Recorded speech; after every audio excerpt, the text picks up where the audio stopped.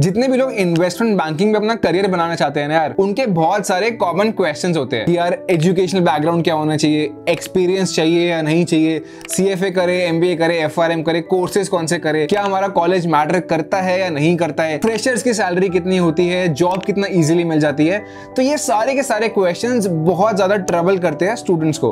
तो इस वीडियो के अंदर हम ये सारे के सारे क्वेश्चंस को कवर करने वाले हैं। अब यार सबसे ज्यादा कॉमन क्वेश्चन जो होता है वो आता है जॉब को लेकर। तो एक बहुत ही क्यूरियस बात बताता हूं आप सबको, जो पैकेजेस होते हैं इन्वेस्टमेंट बैंकिंग के, वो अगर आपका एक्सपीरियंस 5 ईयर्स 6 ईयर्स तक का भी है तो you can get a job up to 30 lakhs per annum in India itself. यार हम जब ये सारे के सारे क्वेश्चंस पे आते हैं ना, उससे पहले सबसे जरूरी चीज हमको समझनी पड़ती है कि इन्वेस्टमेंट बैंकर का काम क्या होता है, स्पेशली हमारी कंट्री इंडिया के अंदर। देखो मोस्टली जो हमारे यहाँ पे काम होता है that is back and work, client facing काम या फ्रंट एंड काम कम रहता है। एंड इन्वेस्टमेंट बैंकिंग जॉब्स के लिए आजकल काफी ज्यादा रिक्वायरमेंट होती है एक्सपीरियंस की। इसलिए आप देखोगे कि मोस्टली जो बैचलर्स होते हैं या फिर जो फ्रेशर्स होते हैं उनको इन्वेस्टमेंट बैंकिंग की जॉब्स इतनी कंफर्टेबली नहीं मिलती है। लेकिन अगर आपने कोई बेसिक फाइनेंस की जॉब्स या कॉर्पोरेट फाइनेंस की जॉब्स कर ली है 2 साल 3 साल 4 साल, उसके बाद इन्वेस्टमेंट बैंकिंग में शिफ्ट होना इज कंपैरेटिवली वेरी इजी। लेकिन यार इन्वेस्टमेंट बैंकर्स करते हैं क्या है, उनके काफी सारे काम हो सकते हैं, मोस्टली मर्जर्स एंड एक्विजिशन से रिलेटेड, फंड रेजिंग से रिलेटेड, या फिर और भी काफी सिमिलर क्राइटेरिया वाले काम इन्वेस्टमेंट बैंकर्स करते हैं इंडिया के अंदर। मोस्टली जैसा कि मैंने कहा बैक एंड काम होते हैं। अब सबसे बड़ा क्वेश्चन आता है, why do you want to become an investment banker? सिर्फ नाम अच्छा है या अपनी क्रश को पटाना है वो सॉल्यूशन नहीं है। इन्वेस्टमेंट बैंकर अगर आपको बनना है तो जितना ही ये ल्यूक्रेटिव लगता है बाहर से, जितना ये हाई पेइंग लगता है और जितना ये मस्त लगता है ना सुनने में, उससे भी ज्यादा डिफिकल्ट इसका काम होता है। बिकॉज वर्क आवर्स स्पेसिफिकली अगर मैं बात करूं इनिशियल टाइम पे काफी ज्यादा होते हैं, 12 से 14 घंटे। मैंने अपने दोस्तों को खुद से देखा है काम करते हुए, specially when they are becoming investment bankers. तो अगर आपको जेन्युइनली दिल से मन है इन्वेस्टमेंट बैंकर बनने का, आप उस काम के प्रेशर के लिए रेडी हो, आप उतने घंटे काम करने के लिए रेडी हो, आपको उस काम में इंटरेस्ट है, मजा आ रहा है, then only you should try to get into this field. वरना फाइनेंस में और भी काफी सारी फील्ड्स है जिसके ऊपर मैं ऑलरेडी वीडियो बनाने वाला हूं। अगर आपको कोई भी स्पेसिफिक प्रोफाइल की वीडियो चाहिए, late me know in the comments, में उसको भी कवर करने की कोशिश करूंगा। बट हाँ, अभी हम बात करते हैं आईबी के बारे में स्पेसिफिकली। सो मेक श्योर कि आपको वो काम पसंद है, आपको वो चीजें करनी है फ्यूचर में, और आप 12-14 घंटे उसको consistently over a period of time कर सकते हो, then only you should get into this field. अब अगर यहां तक देख लिया है तो एक चीज तो कंफर्म है कि आपको इन्वेस्टमेंट बैंकर बनना है। तो यार इन्वेस्टमेंट बैंकर बनने के लिए कौन कौन से स्किल सेट्स रिक्वायर्ड है, हम उसके बारे में बात करते हैं। अब देखो स्किल्स ना 2 टाइप के होते हैं, एक होते हैं आपके सॉफ्ट स्किल्स और एक होते हैं आपके हार्ड स्किल्स।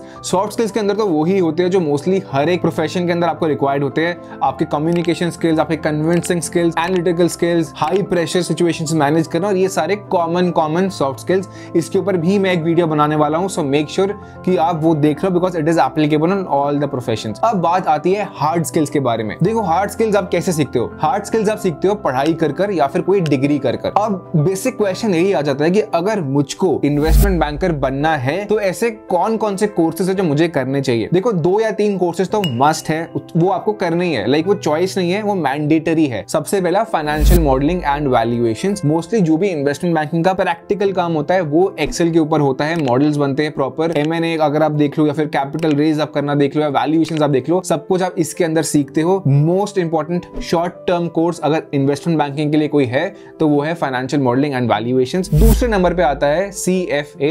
CFA के ऊपर मैंने ऑलरेडी 2 या 3 वीडियोस बना दिए, that you can check out. It is also a very important and a must do course for all the investment banking aspirants out there. Third number पे आता है masters in finance, चाहे वो MSc in finance हो या फिर वो MBA in finance हो, वो मैटर करता है। अब बहुत लोगों का एक कॉमन क्वेश्चन आएगा कि अगर हम CFA कर रहे हैं जो आपने नंबर 2 पे बताया, तो क्या तब भी हमको मास्टर्स करने की रिक्वायरमेंट है? तो इसका आंसर इज यस, डेफिनेटली।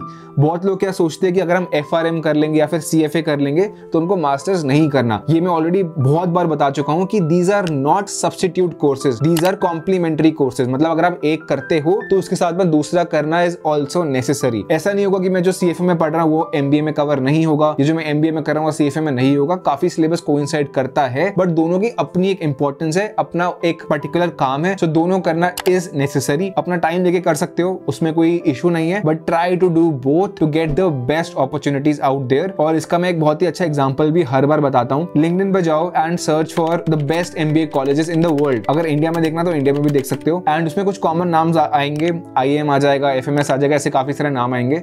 जब वो नाम आएंगे ना तो वो लोग या वो स्टूडेंट्स जो इस कॉलेज में पढ़ चुके हैं उनकी प्रोफाइल्स खुल जाएगी, उनमें से 10 प्रोफाइल्स पे जाना, even though they are doing their masters from India's premier institutes, तब भी उनकी प्रोफाइल में आपको CFA या FRM मिल जाएगा। सो दैट क्लियरली प्रूव्स कि ये करने जरूरी है to get the best profiles for investment banking comes in the best profiles for finance. मैं आपको एक और रियल लाइफ एग्जांपल देता हूं, जो मेरे कुछ स्टूडेंट्स है वो खुद भी इन्वेस्टमेंट बैंकिंग इंटर्नशिप्स या जॉब्स के लिए अप्लाई करते रहते हैं, एंड जिन लोगों का सिलेक्शन होता है वो परसेंटेज इज रफली अराउंड 8%। मतलब अगर 100 लोग अप्लाई करते हैं तो सिर्फ 8 लोगों का सिलेक्शन होता है।